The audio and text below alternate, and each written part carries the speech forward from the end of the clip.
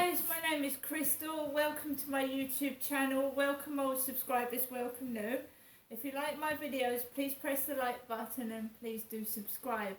This is the top that was in my parcel that the post lady left me this morning. So this t-shirt was for me. Mary's Meals.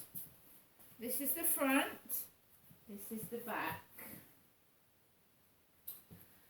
Alexa, what's the time, please? It's 2:46 p.m. Right, so what have I done? Well, this afternoon I went out to put my gas on. I have a gas card. I don't have a key, I have a card. So I walked from my flat up to Rochester High Street to put my gas on in a newsagent's. I'm not too keen on going in post offices, to be honest, so I thought I'd try the newsagents. Same lady that's put money on my card before, put £30 on my gas card, and believe you me, that's gone already. So £9.75 went for a debt that I owe £600, which should have gone down a little bit by now.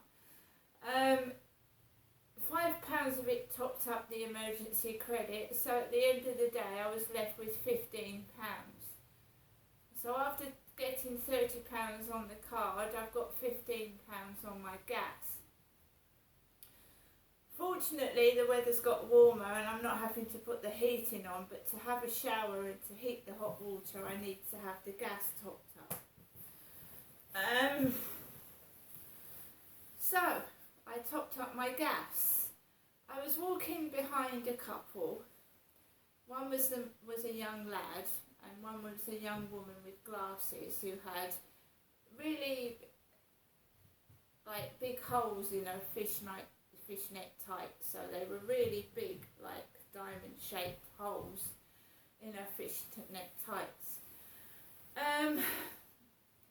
There were cars parked on half off and half on the pavement. Half of them had the number plate of the neighbour upstairs. So they were like his cars parked on and off the pavement. One of them had AG as the number plate. I've never driven a car, I don't smoke, so I've never had a number plate because I've never had a car. So there was a car with AG, there was a van with the number plate TEAT. So I walked along Rochester High Street and I'd said in my flat out loud that I would like to buy myself a DVD that was a comedy because I want to cheer myself up. So I went into the first charity shop that I could see, and that was Cancer Research Charity Shop. And I've got myself something nice. I've got myself something to cheer myself up with anyway. All in all, the charity shop staff are very polite. A lot of them have disabilities or they're elderly and they're using their spare time to volunteer in charity shops. So they're really nice people. A very nice man served me in the Cancer Research Charity Shop. Now, I like Mickey and Minnie Mouse, and this was expensive for a charity shop because it's Disney and it's Cath Kidston, and she's a well-known make, Cath Kidston. These are brand new because they've got the cardboard inserts in them, so they're brand new. And as I said to the man serving behind the counter, yes, I do like these. They're very soft. They're very, very soft indeed. They actually feel like satin or silk.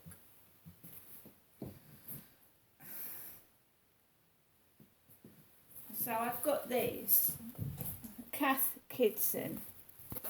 A little makeup toiletry bag and a little like makeup purse there. Cath Kidston. So I got those, and they're brand new, not been opened or used. So I got those.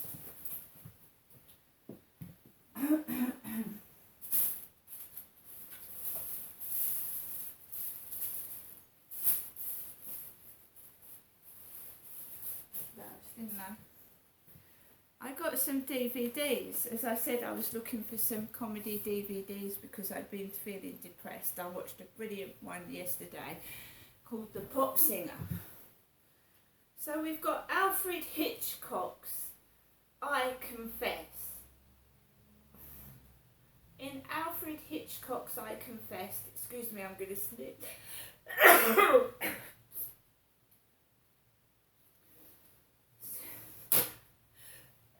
Excuse me. One of the charity shops I went into smelt very strongly of incense, and it's gone up my nose. It's made my nose irritated and my eyes like water. So, Alfred Hitchcock's I Confess. In Alfred Hitchcock's I Confess, Father Michael Logan, Montgomery Clift, apparently a model of clerical piety, hears a killer's confession. Eyewitnesses point to a priest as the murderer, and the sacrament of penance forbids Logan to speak out. Interesting. Harsh times. While waiting to join the LAPD, ex-soldier Jim Davis, Christian Bale of Batman Begins, has too much time on his hands. Tormented by the horrors of war, he convinces his best friend Mike to relive their anarchic past.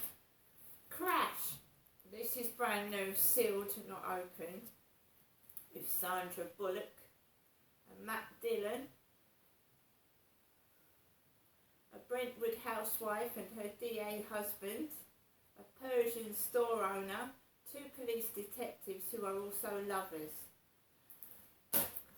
Twisted. She's a cop. She knows the risks. Ashley Judd. And yes, well, one of the advice the doctor gave me was to lose weight. So we've got Davina McCall's 5-week fit. I love the fact that you love 7-minute fit. This year we are building on everything we did in 7-minute fit. 5-week workout program to get you 5-week fit. Davina, kiss kiss. Davina McCall. I went into a newsagent's to get my newspaper because I like to keep up to date with the news. Tara Lilly. National treasure Paul O'Grady has died aged 67, prompting a huge outpouring of grief from fans, celebrities and even royalty. So, of course it's going to be a lot of Paul O'Grady. I'm really sad that he's passed away. I really loved watching his programmes. Page 7 of the Sun says, bog off. Bog off. Shock as a whole 1p is wiped off a £5 packet. Bargain hunters have gone spotty after spotting a pack of 9 loo rolls had been reduced by just 1 pence. They were shocked to see the tiny saving on the $4.99 Andrex toilet tissue, labelled as a star by At Home Bargains. And then we go on to page 8 and 9.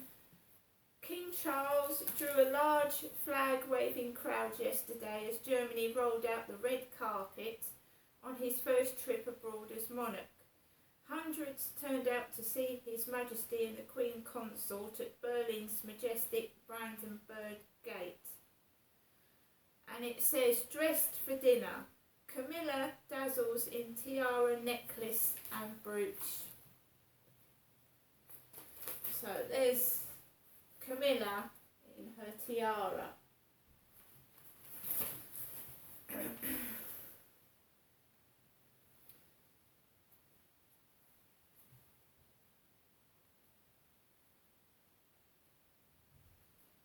Snipers watched as they circulated. One joker tried to pass a fast food joint's cardboard crown to Charles, but he politely declined it.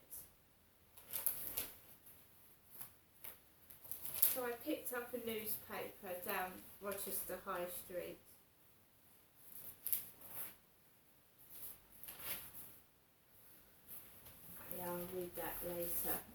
I nipped into Oxfam and I happened to see a book on understanding depression, and it was $6.95, but I got it for £2. So if we go into this book, it says Helping Yourself. This is a book about depression. Many people with mild depression get better by using simple self-help measures alone. There are lots of examples of guided self-help plans that you can get from your GP or even on the internet. Even if you decide that you are going to use self-help alone, it is still worth seeing your GP for a number of reasons. For instance, your depression may be caused by a physical illness. Also, if a GP assesses you, then at a later date he or she will be in a position to give you an independent view as to whether self-help has worked for you. People with more severe forms of depression will also benefit from using self-help measures, but they should be used as part of a plan discussed with their doctor or therapist. Self-help measures may help to stave off depression as well as to treat it and promote recovery. Do not try to do everything at once. Consider which of the suggestions could make a difference to you and then have a go. You will feel better for it.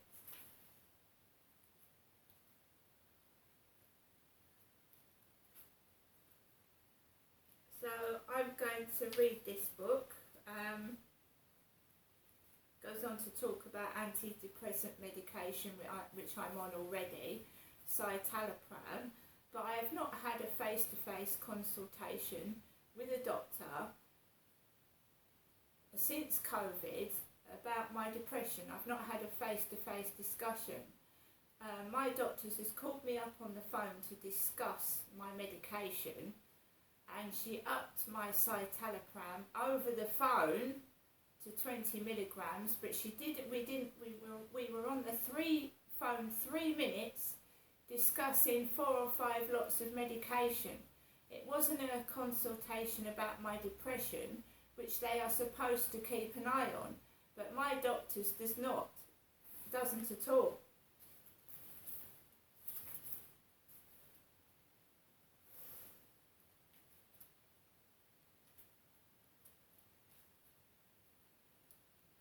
Other treatments for depression: sleeping pills, it's got here, anti-anxiety pills,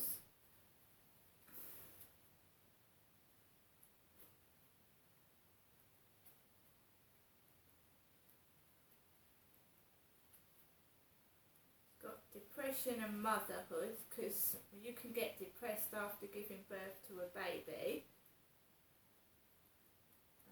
Let's see if it refers to the menopause. Menopause, 109 to 10, that's what I'm going through. Women are more likely to seek help for depression around their middle years. Many doctors believe that this is due to menopause, a woman's last menstrual period. The theory is that hormone level changes spark depression, as they can do after childbirth or with premenstrual syndrome. However, there is no reliable evidence that depression is actually more common at the time of menopause. There are, of course, a number of other changes that happen in many women's lives in middle age, which may be playing a role in triggering depression. For example, children leave home. The relationship with their partner may change, and their own parents may become ill. See, I'm having trouble with my mum, aren't I? I'm trying to visit my mum and I'm getting shouted at and yelled at down the phone, and my mum is getting older. I've lost my dad, he's passed away, and obviously my mum is eventually going to leave me as well. So yes, that's true. In the UK, women who have a depressive illness and happen to be around the time of the menopause will be treated with antidepressants if appropriate, just like anyone else with a similar condition. However, in the USA, psychiatrists are more convinced that hormones are the cause, and some prescribe treatment with estrogens. It is unclear whether they work, but some women in this country who are prescribed hormone replacement therapy, which includes estrogen, for menopausal symptoms, say that they also feel less depressed while taking it. I can't take HRT. Hysterectomy and sterilisation. Research from some years ago claimed that women were more likely to become depressed after either being sterilised or having a hysterectomy. Women at home. Women may have a higher rate of depression because of their social situation rather than because of anything to do with their hormones. In a landmark study, researchers in South London surveyed women who were at home during the day. They found that the most likely people to be depressed were young mothers with 3 or more children under the age of 10, with an unsupported partner, no one else to confide in poorly housed and having no employment outside the home. So I've got that to have a good read of. In the same shop that I got the depression book, Oxfam, I got this breakfast cup, and I got a DVD. What have I done with that one? Called The Cleaner. BBC DVD called The Cleaner.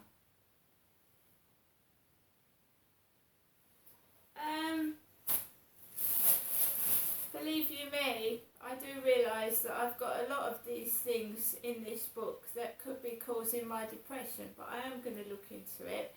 I am starting to venture outside the flat, farther afield, because when you find you don't have to be talking to people, but when you're around people, you don't feel so depressed. Well, that's what I find.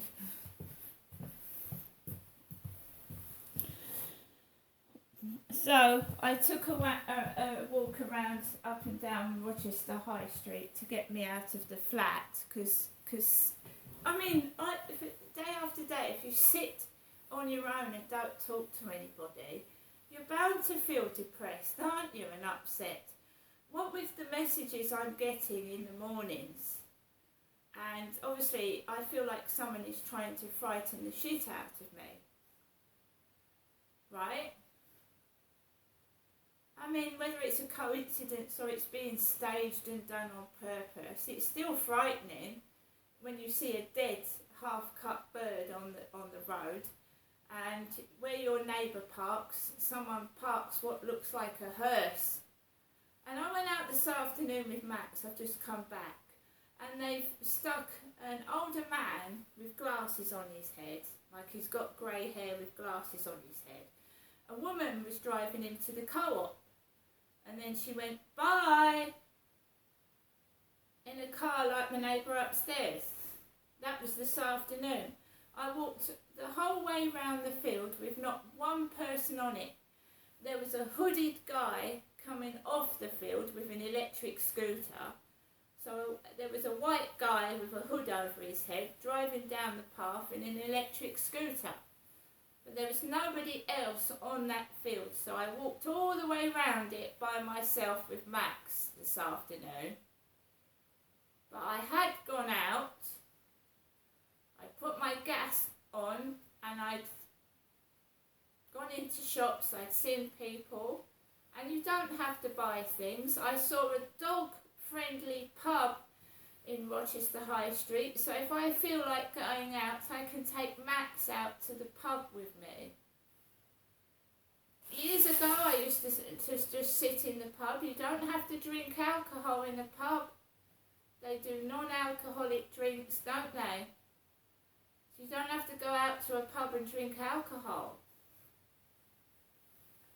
I've got to break this cycle of being confined in my flat all day long. So I've been out. I missed my Vision Express optician's appointments, but I'm going to arrange an appointment somewhere else. And when when the weather gets a lot warmer, because it's still nippy, it's still cold with spots of rain, I will go farther afield. And I will try to make my later years happier and not be like my dad, who was confined to a chair and didn't go out anywhere for years because of his health conditions. See you later.